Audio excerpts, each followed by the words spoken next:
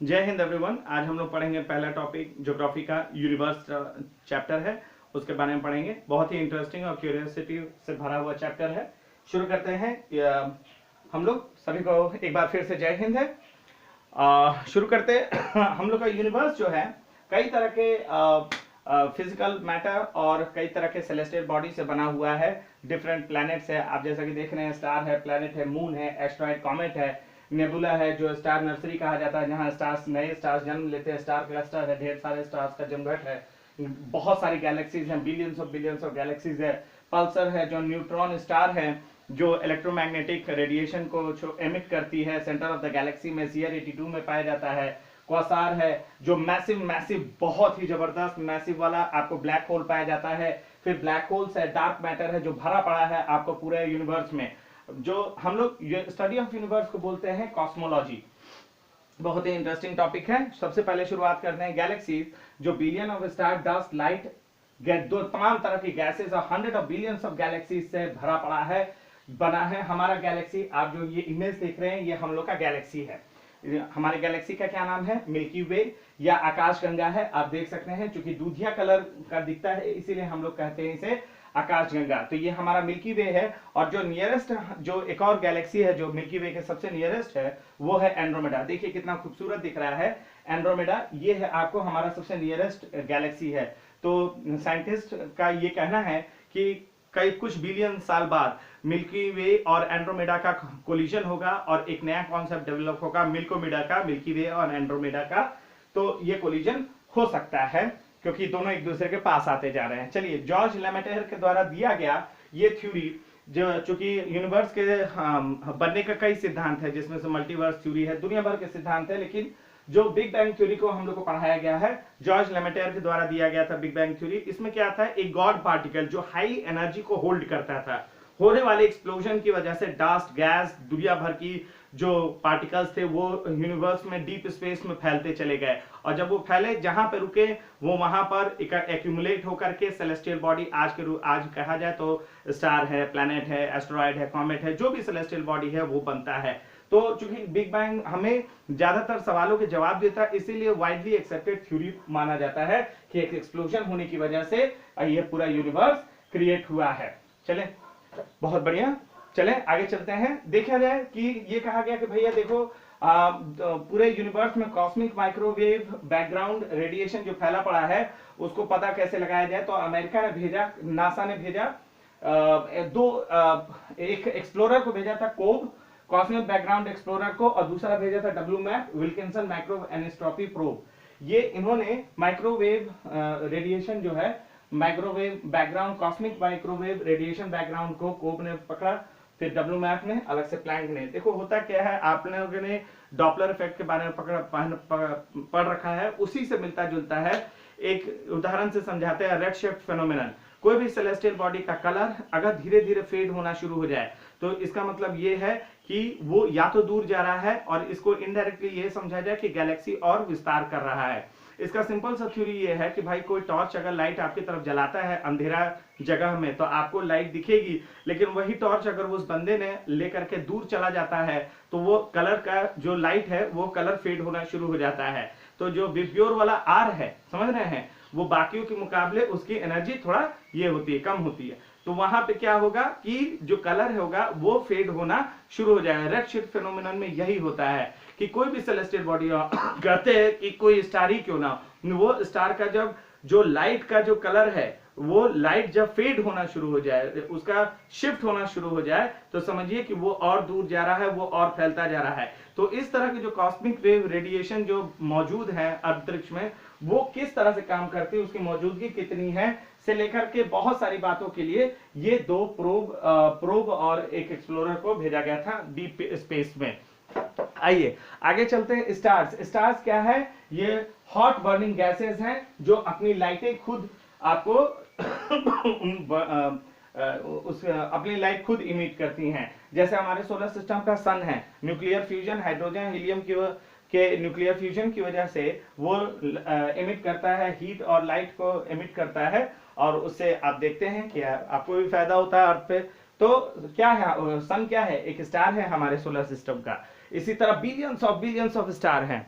आइए black hole, black hole का concept है जब बहुत मैसिव कोई अगर स्टार है उसका डेथ होने पर वो ब्लैक होल में तब्दील हो जाता है। अब ध्यान रखिएगा ब्लैक होल के लिए सिर्फ स्टार ही जिम्मेदार नहीं, और भी जिम्मेदार हैं, लेकिन वाइडली एक्सेप्टेड है कि भाई जो स्टार्स होते हैं जब वो डेथ हो जाता है तो वो ब्लैक होल बन जाते हैं, और इनका ग्रेविटेशनल पुल इतना तगड़ा होता है कि लाइट भी इनसे एस्केप नहीं कर सकता, और कॉन्ट्रैक्शन होता है, टाइम एंड डिस्टेंस का कॉन्ट्रैक्शन होता है, यानी यहाँ पे एक रैपिंग जोन बनता है। तो उसके लिए खैर वो तो बाद में पढ़ेंगे, लेकिन यहाँ लाइट भी एस्केप नहीं करता, इनका ग्रेविटेशनल पुल बहुत तगड़ा होता है। तो ये भी मौजूद है आपको अंतरिक्ष में, सब कुछ निकल जाते हैं ये। फिर आइए कॉमेट, कॉमेट के लिए ये देखिए एक कॉमेट का ओरिजिनल फोटो है।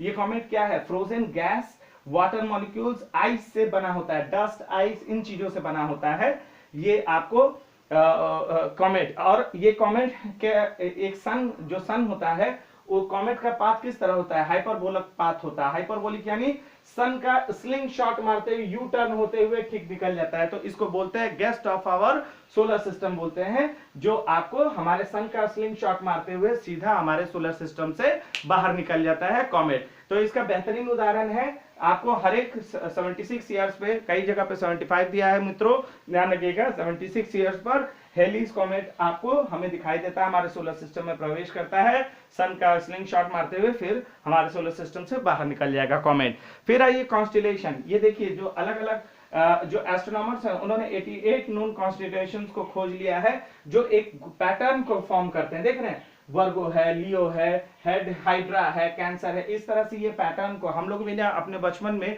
सप्तऋषि वगैरह को ढूंढते थे, पोल स्टार हमेशा पोल में ही, नॉर्थ में ही एक जगह फिक्स होता है, तो इस तरह से ये पैटर्न को बनाता है। इवन दो जो आपको जोडियक साइंस हैं, ये जितने सारे जोडियक साइंस आप देखते हैं, आपका जो भी हो, वर्गो हो, कैंसर हो, जो भी है आपका जोडियक साइन, ये भी क्या है, ये एक पैटर्न है, आपको कॉन्स्टेलेशन का एक पैटर्न है ना। तो पैटर्न बनाता है सैटेलाइट, ये नेचुरल सैटेलाइट है किसी भी प्लेनेट के, और ये उस अपने सैटेलाइट तभी कहलाएगा किसी भी प्लेनेट का जब वो उस प्लेनेट को का ऑर्बिट कर रहा हो। ध्यान रखिएगा, जैसे मून है, अर्थ का सैटेलाइट है, ये रहा मून जो है अर्थ का सैटेलाइट है, तो अर्थ का वो ऑर्बिट करते रहता है, ध्यान रखिएगा। इसी तरह टाइटन है, गैनीमीड है, इस तरह से दुनिया भर के जितने भी अपने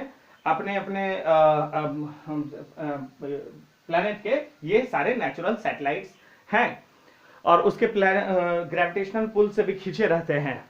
देखिए ये सारे सैटेलाइट्स हैं। चलिए कुछ मून के बारे में फैक्ट पढ़ लेते हैं। स्टडी ऑफ द मून के बोलते हैं सेलेनोलॉजी, SELENOLOGY, सेलेनोलॉजी बोलते हैं।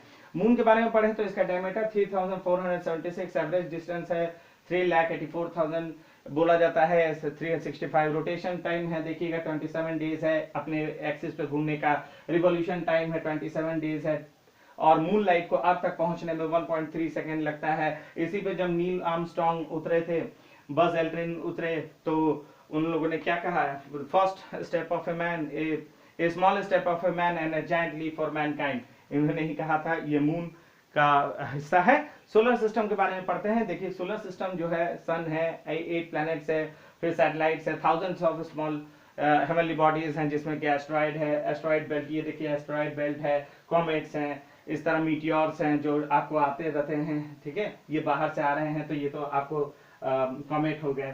तो इस तरह से ये आपको मौजूद हैं दुनिया भर के, और सोलर सिस्टम में सारी जो बॉडीज हैं वो सन के चारों तरफ रिवॉल्व भी कर रहे हैं और अपने एक्सिस पे रोटेट भी कर रहे हैं, ध्यान रखेंगे।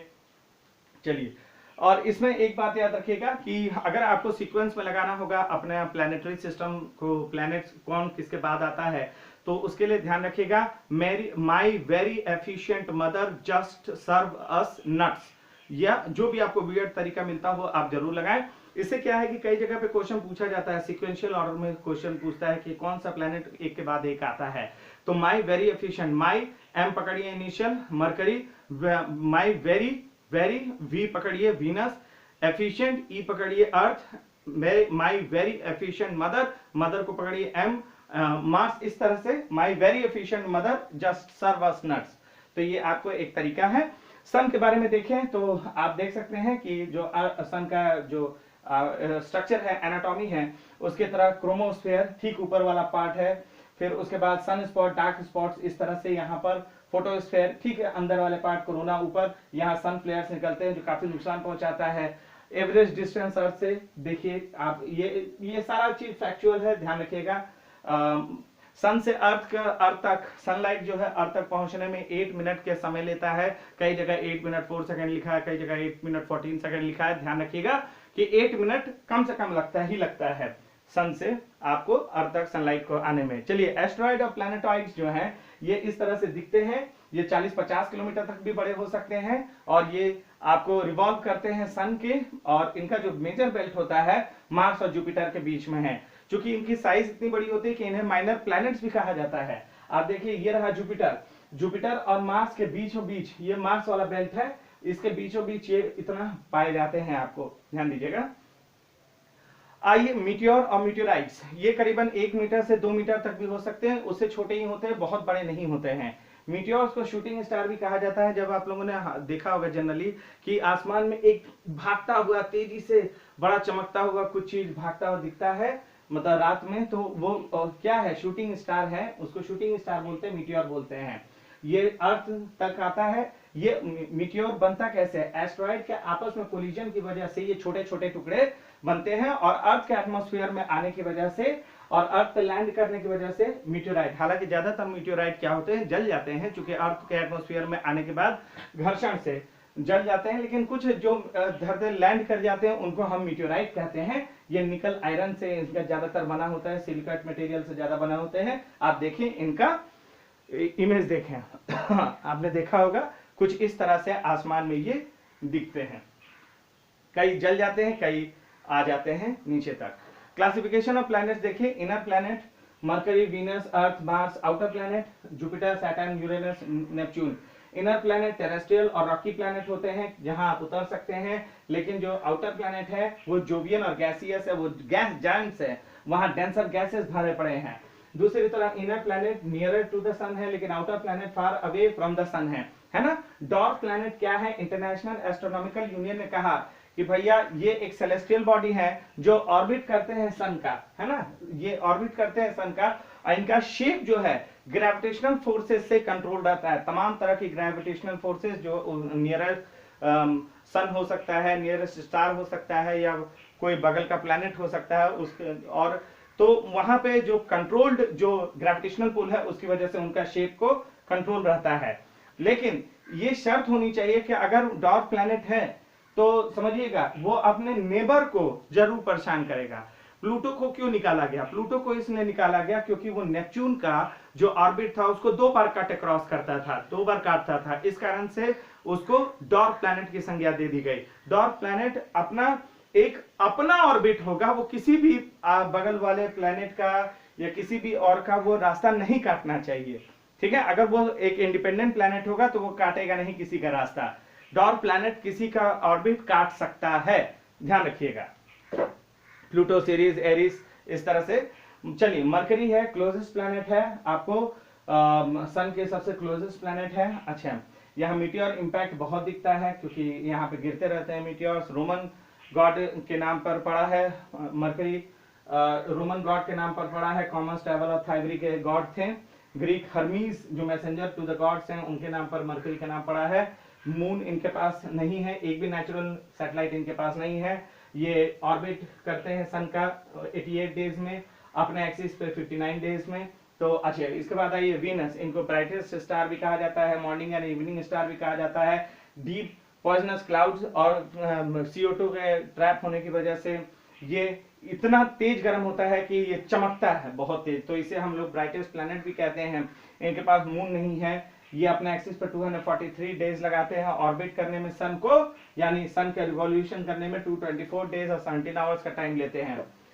वीनस रोमन गॉडेस सुंदरता की देवी के नाम पर है। अर्थ किसी भी रोमन गॉड या ग्रीक गॉड के नाम पर नहीं है। आप देख सकते हैं ब्लू प्लैनेट क्यों बोला जाता है। मून इनका नेचुरल सैटेलाइट है, 24 आवर 56 मिनट आपको एक्सिस पे लेते हैं और एक रिवॉल्यूशन करने में 365 डेज और 6 आवर्स, और यही 4 साल पर 6 आवर्स मिलकर के 366 डे यानी लीप ईयर हो जाता है। मार्स, ये मार्स रेडिश इन कलर क्यों है? क्योंकि आयरन ऑक्साइड की मौजूदगी की वजह से ये रेडिश इन कलर होता है। गॉड है, Roman god of war Aries है, रोमन गॉड ऑफ वॉर है एरीज, युद्ध के देवता है, उनके नाम पर है।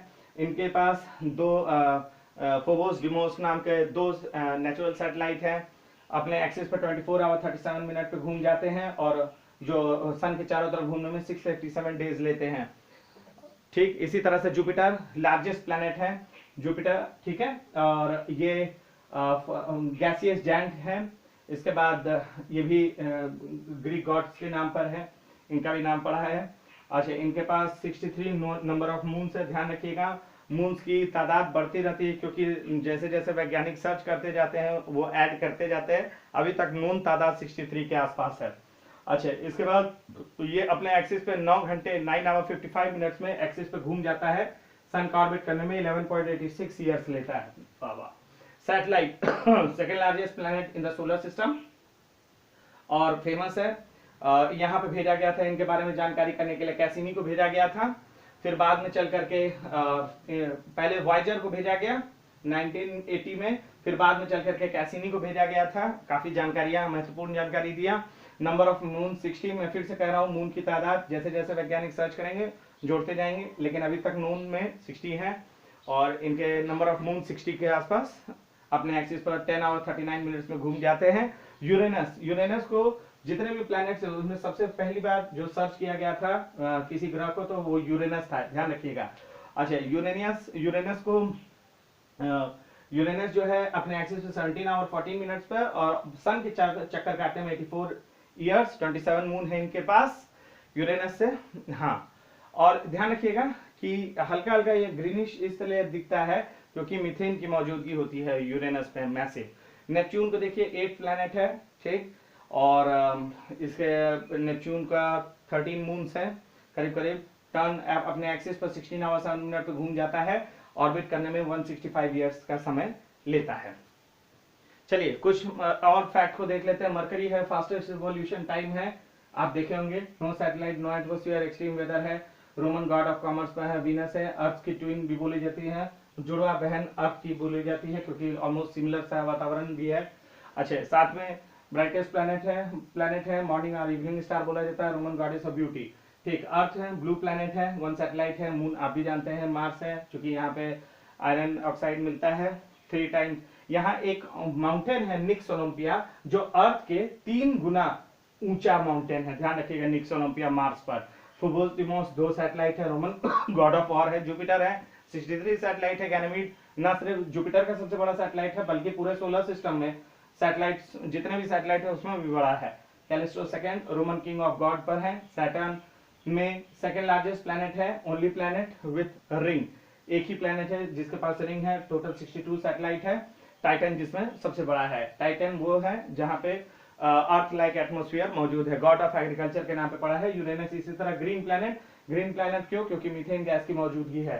तो इसके पास 5 मेजर मून्स है, मिरिंडा, एरियल, एम्ब्रियल, टाइटेनिया, ओबेरॉन, इस तरह से करके आप देख सकते हैं। एंशिएंट गॉड के नाम पे 27 सैटेलाइट। और यूरेनस के पास नेपच्यून कोल्डेस्ट प्लैनेट है, 14 सैटेलाइट, जिसमें सबसे बड़ा है ट्राइटन, रोमन गॉड ऑफ सी के नाम पर है, 70%। हाँ, फिर आप देखिए एक लाइट ईयर क्या होता है। एक ईयर में लाइट जितना डिस्टेंस ट्रैवल कर लेता है उसको हम लोग एक लाइट ईयर बोलते हैं। और एक एस्ट्रोनॉमिकल यूनिट हम लोग बोलते हैं सेंटर ऑफ अर्थ से लेकर के सेंटर ऑफ द सन के बीच की जो दूरी होती है उसको हम एस्ट्रोनॉमिकल यूनिट कहते हैं। अर्थ एक ऑब्लेट स्फेरॉइड है, यानी कंप्लीट गोल नहीं है, वो ऑलमोस्ट जो पोलर रीजन्स पर चपटा है, दोनों पोलर नॉर्दर्न पोल और साउदर्न पोल्स पर चपटा है। और जो इक्वेटर पार्ट है वहां बल्ज है, यानी ये अर्थ थोड़ा सा बल्ज एरिया है आपको इक्वेटर पार्ट पे, और पोलर रीजन पे चपटा है, परफेक्ट गोल नहीं है। पेरिहेलियन और एपिहेलियन देखिए, जब सन से पास आ जाता है अर्थ, दूरी कम रह जाती है तो इसको बोलते हैं पेरिहेलियन। और पेरिहेलियन कब होगा? जनवरी में। और एपिहेलियन जब सन से जब दूरी हो जाती है, डिस्टेंस दूरी हो जाती है, तो इसको इस स्थिति को बोलते हैं एपिहेलियन, जो होता है आपको जुलाई में, ध्यान रखिएगा। अब आते हैं हम लोग पढ़ेंगे एक सिस्टम, वर्नल इक्विनॉक्स, समर सोल्स्टिस। अब ध्यान से देखिए, वर्नल इक्विनॉक्स, ये रहा वर्नल इक्विनॉक्स। सन से वर्नल इक्विनॉक्स का ही मतलब समझ लीजिएगा, डे नाइट इक्वल होगा, ध्यान रखिएगा।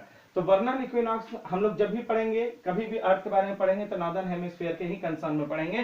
कारण है कि मेजर पॉपुलेशन जो रहती है वो कहाँ रहती है, साउदर्न हेमिस्फीयर में नहीं, नॉर्दर्न हेमिस्फीयर में रहती है।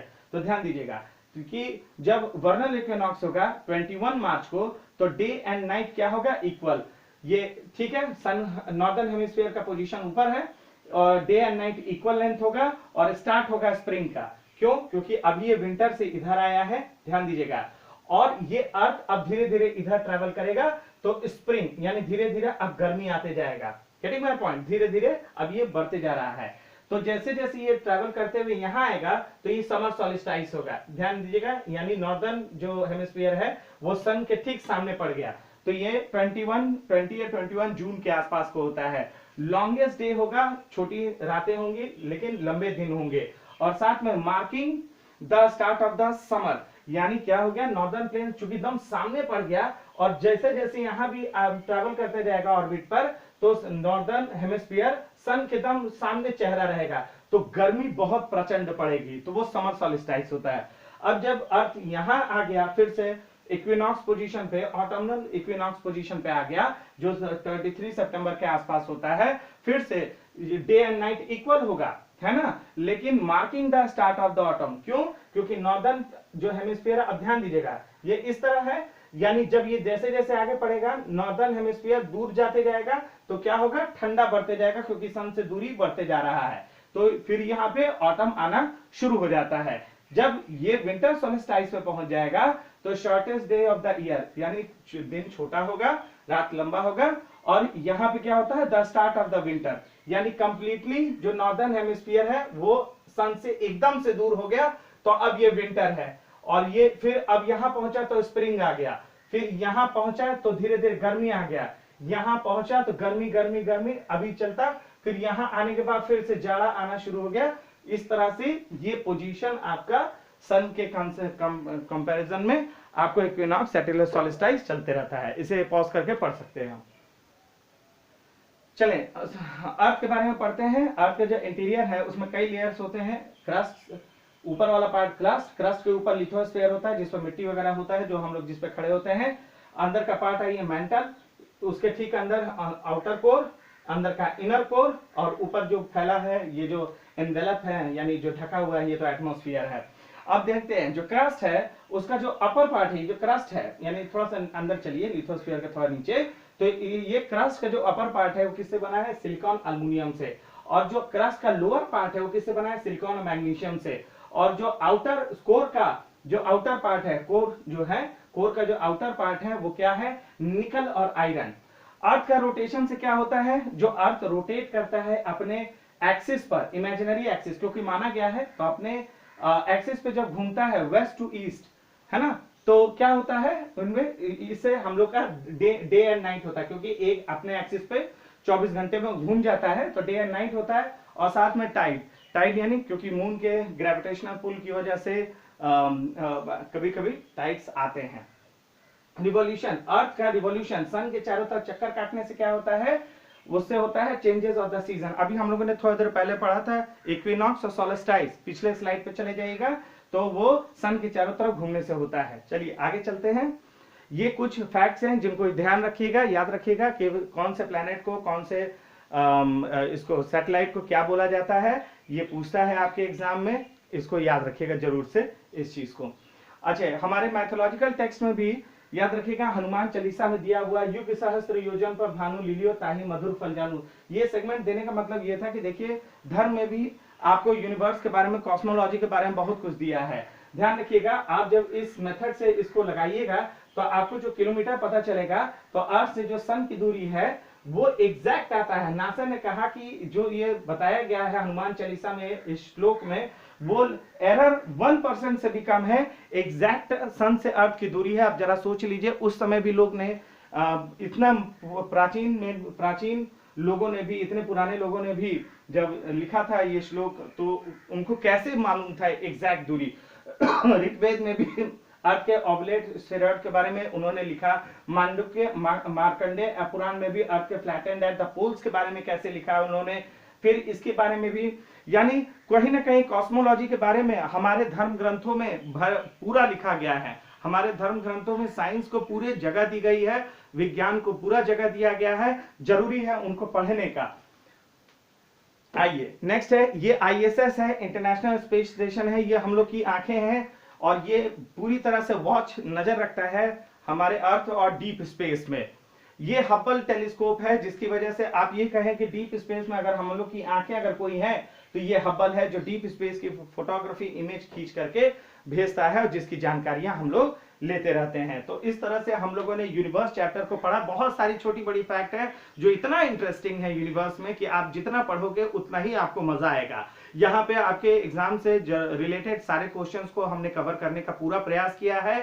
कोशिश करिए, दोबारा देखिए और दोबारा देख करके उसे और समझने का प्रयास करिए। यहाँ पर आपका सारा क्वेश्चन इससे कंप्लीट हो जाएगा। तो आज के लिए इस वीडियो में यूनिवर्स चैप्टर से बस इतना ही। मिलते हैं अगली बार किसी और अगले चैप्टर के साथ। तब तक के लिए जय हिंद।